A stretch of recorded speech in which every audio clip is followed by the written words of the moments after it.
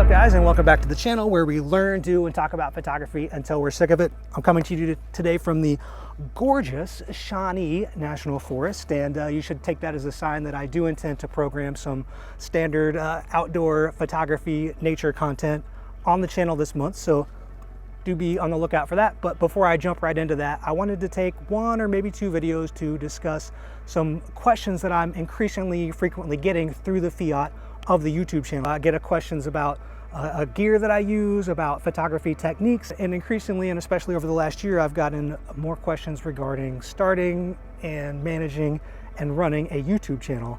In fact, this is where I recorded my very first video for YouTube. And as I was packing up my backpack and getting ready to hit the trail, I was, sort of reflecting on that, and literally I was checking my messages because I have no cell phone service out here, and like at that instant, I got an email from one of you guys asking us what I think is a good summary way of stating the different questions that I get in this regard, which is, Matt, do you think it's worth starting a YouTube channel in 2023, right? So our apprehensions are, is it too late? Is this the right time for the YouTube community for what I want to create? Is this the right time for me? And so today what I'd really like to do is share my experiences, tell you what my goals were when I started a YouTube channel, how far I've come into succeeding or failing in meeting those goals, how I've changed those goals, how I want to change those goals, as well as give a frank discussion about my successes and failures. And hopefully we can sort of build a ledger through this discussion of the pros and cons of starting a YouTube channel so that you can decide if 2023 is the year to put your face in this space.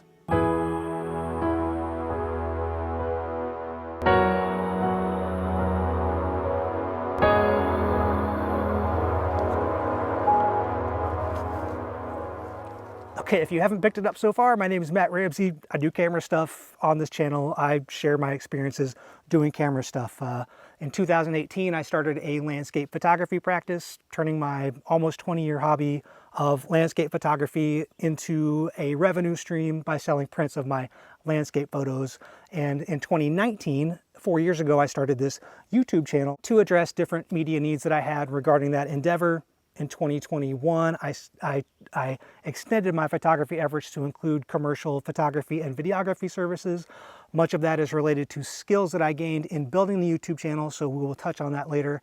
And this year, I'm sort of in a flux with the channel, so it's gone through multiple growth stages, but I'm trying to make it accurately reflect what it is that I do with photography, because I do so many different things and also make it relevant and valuable to different audiences. And so you've probably noticed that it is sort of in this tension right now between the fine art stuff and commercial stuff, and I sort of exist in that tension as well, and the channel has my name, Matt Ramsey, and so the channel and the content on the channel also sort of straddles that tension.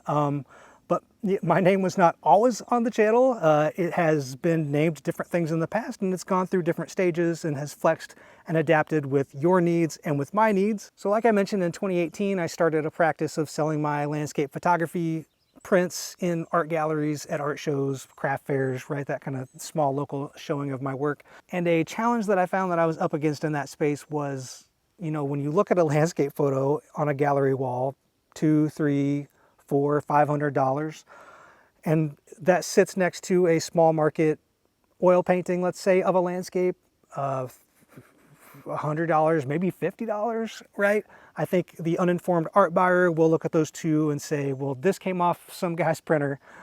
This was handmade by an artist. So what's this photographer guy thinking, charging this much for his artwork? As I was thinking how to address this and how to bring the argument for the price of my work to the local art audience, I thought, well, really what needs to happen is people need to see what's involved in,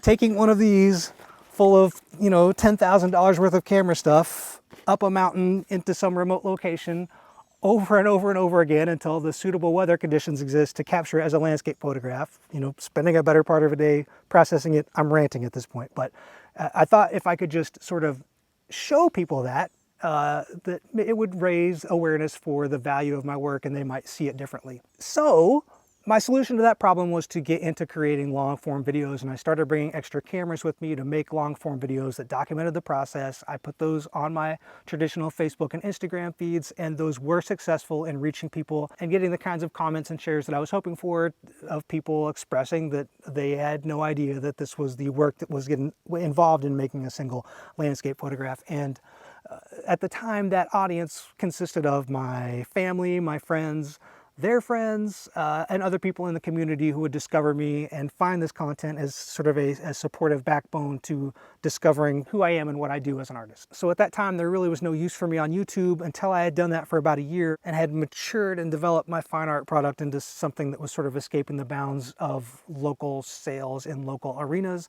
And I wanted to try expanding that by putting it on a website, selling it remotely. So that's where I started putting content on YouTube. And my strategy was I'll bring my stories to YouTube, the stories of creating my artwork to YouTube. Maybe I'll connect with people searching for landscape photography, and they'll buy my prints and they'll see them on my website, and I'll ship them to them.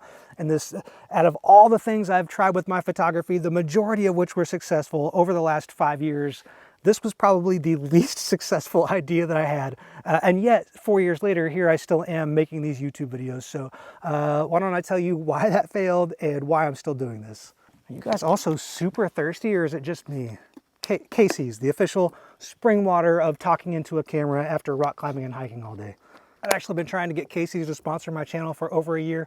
If you work at Casey's or know someone that works at Casey's, call me. I got good things to say about you guys. Okay, the reason my YouTube channel wasn't an immediate smashing success should have been obvious to me before I even started, but if this would never have occurred to you like me, then you be sure you like this video and appreciate me giving you my honest and frank advice from my experiences.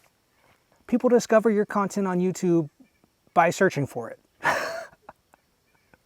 I know that may seem like a small thing, but it makes a huge difference, because if you can craft content that people are searching for, you have a dramatic leg up in getting into their search results by satisfying their search query as specifically as possible, by being discovered in Google search results as well as the YouTube search results, by not having to depend entirely on an algorithm that's basically shoving content at people at random when they first start using other platforms like TikTok, Instagram, and Facebook, and then feeling out what they like and then serving them slightly less random content. And maybe you happen to be in a random vein, right, that they eventually get to, and maybe you don't, and you have very little control over that. On YouTube, you have an incredible amount of control over how successfully your content is received. The catch is, no one is getting onto YouTube and searching for landscape photography because they want to order a print of landscape photography for their kitchen or their office or whatever.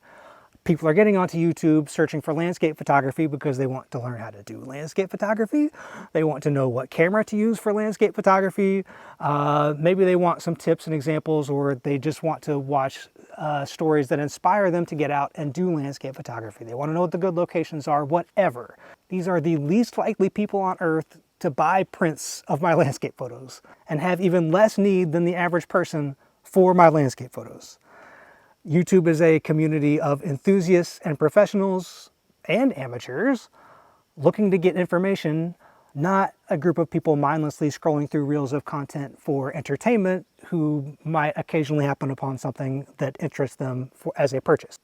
Right, so thankfully my business did continue to grow through the first probably 18 months of my investing considerable time and resources into YouTube, right, despite making almost certainly less than 5 sales through my YouTube channel. It was immediately obvious to me that this was a flawed marketing strategy and that my efforts in this regard were not successful. So why did I keep doing it? So the very first time I sat down in front of my camera and went to record my very first YouTube video, and for several months thereafter, it became very clear to me that I do not know how to talk about the thing that I profess to be a professional about.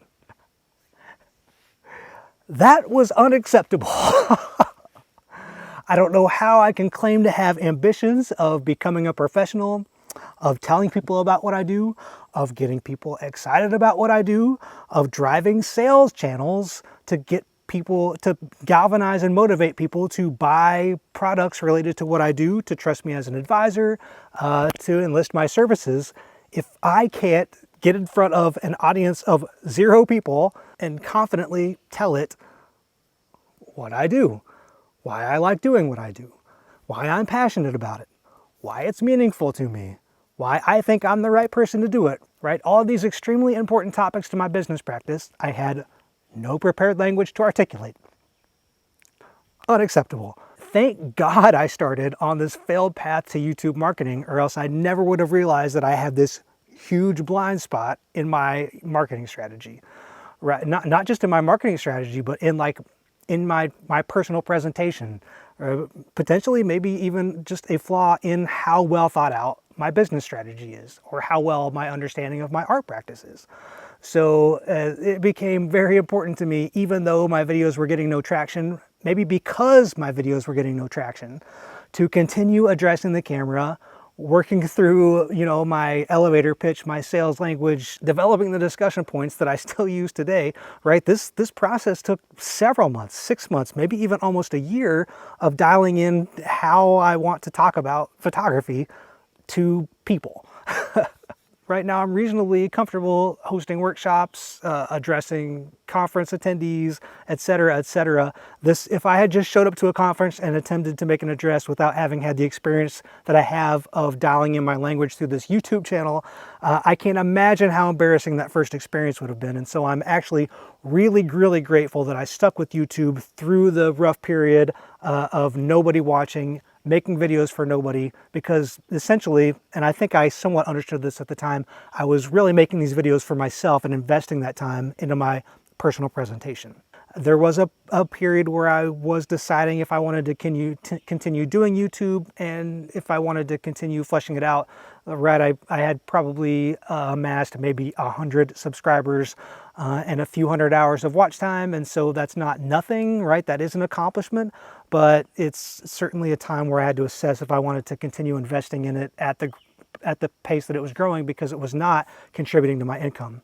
And that's when I sort of started moving my YouTube channel away from a sales strategy and into a second phase, which I consider sort of a community benefits strategy. I was making decent money from my prints at this time, not an income, but money above and beyond what was required to purchase equipment and make the work that I was making. So, right, as far as I'm concerned, as an artist, that's an impressive accomplishment that I probably don't celebrate often enough. I did have extra income from my art, and as with anyone who earns money in a profession, it is typical to reinvest some of that money into their professional community or the enthusiast community, right, to help foster and support other people who have that interest, or the next generation coming up to fill the shoes in that professional community. And so I was starting to think maybe my YouTube channel could be a way that I could provide value for the photographic community, right? Even at a loss, right? Or as an investment in the community, if you want to look at it that way. So here's basically the strategy that I come up with. I would double down on the content that I was making that I felt was unique to what I was offering to the community, and especially that content that was of greatest benefit to the community. And so I sort of tried to carve out a niche that featured photographing in underserved or underrepresented landscapes, with inexpensive camera equipment. So this was, in my mind, these were videos that would inspire like anyone who could afford any kind of camera and lived anywhere to get out and experience their environment through photography. And I rebranded the channel Flyover Photography in, I think, the winter of 2020. And I did a big tour around the Midwest and did a series of videos that really just messaged out the concept that photography is for everyone, wherever you live, whatever camera you have.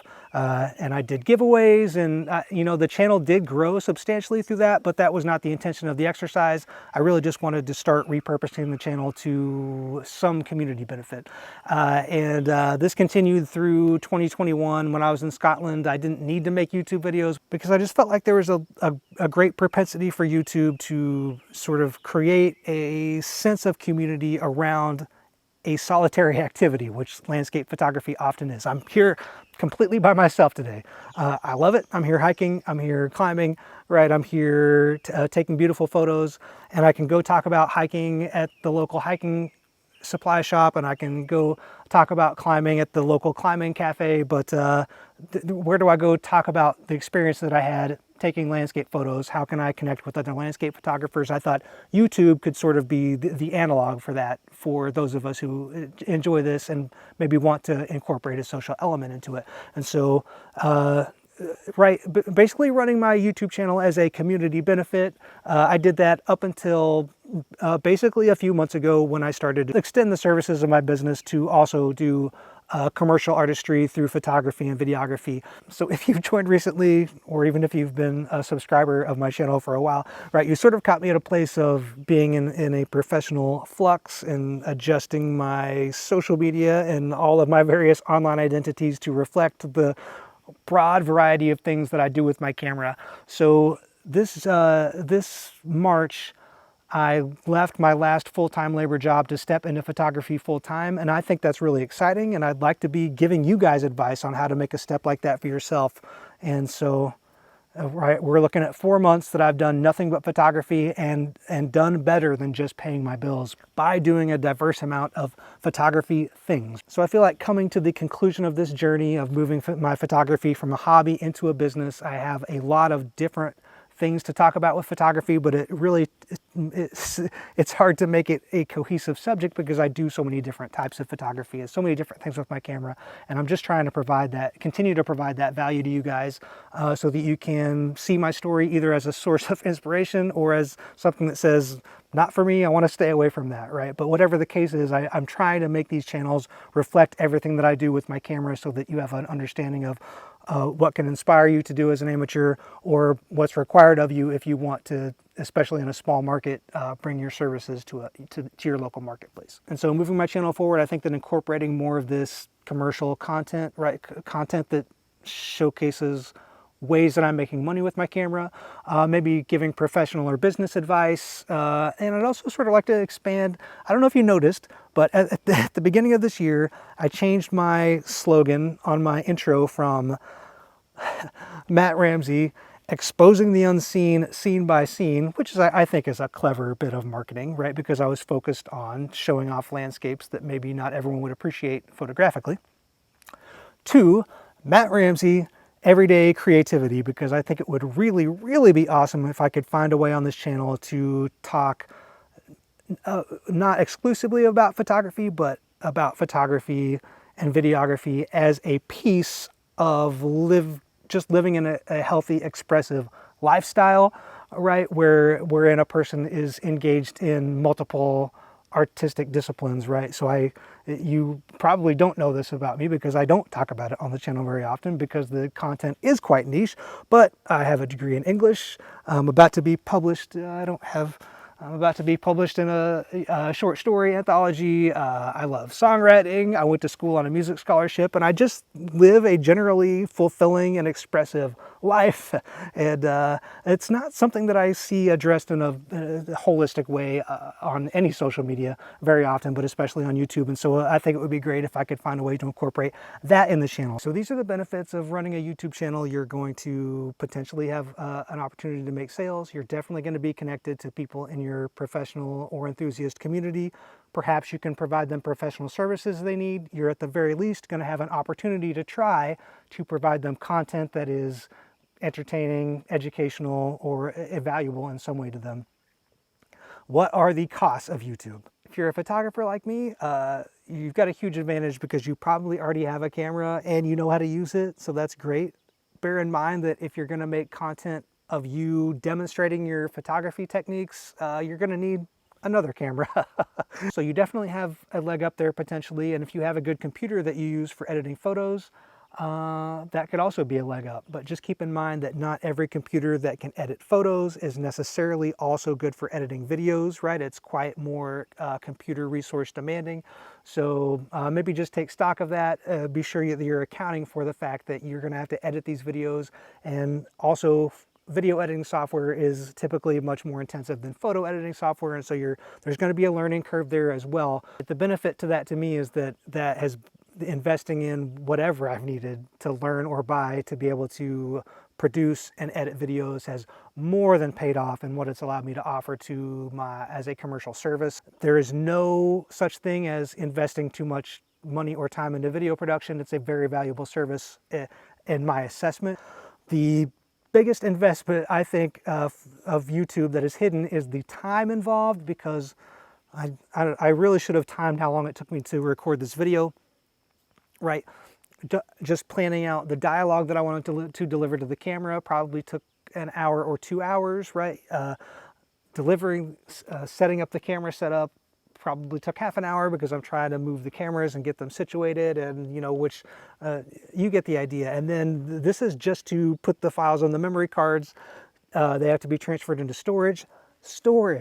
And then also 5 to 6 hours in the editor is the minimum that it takes for me to edit a YouTube video. So, right, it's very hard to escape that, at least in bits and pieces throughout the week. I have to allocate an entire day of every single week just to producing a good, high quality YouTube video. So if you don't know where in your week you would find an entire day to dedicate to creating an original looking YouTube video that offers something different or unique to the YouTube community, right? Try it out with the expectation that you may decide this is not a valuable use of your time. That's been my experience with YouTube in the past, where it is now, where it's going. Hopefully something there was useful to you. I tried to really stew that down to just the meat of what was important to me as it relates to my business and what was required of me and my time, and what I got out of it. So if that was helpful to you, also, again, what else can I ask you to do? Drop a thumbs up on the video, please. Thank you so much for subscribing. Next week, I'm going to be answering questions about gear, particularly about the Canon R7. I get a question about the Canon R7 probably almost every day on YouTube through my email or my social media channels. If you have a question about the Canon R7, this is the time to drop it in there. And so we'll see you soon with that video. But until I see you then, you guys keep an eye out and a foot forward. Maybe I'll see you on YouTube. Thanks for watching.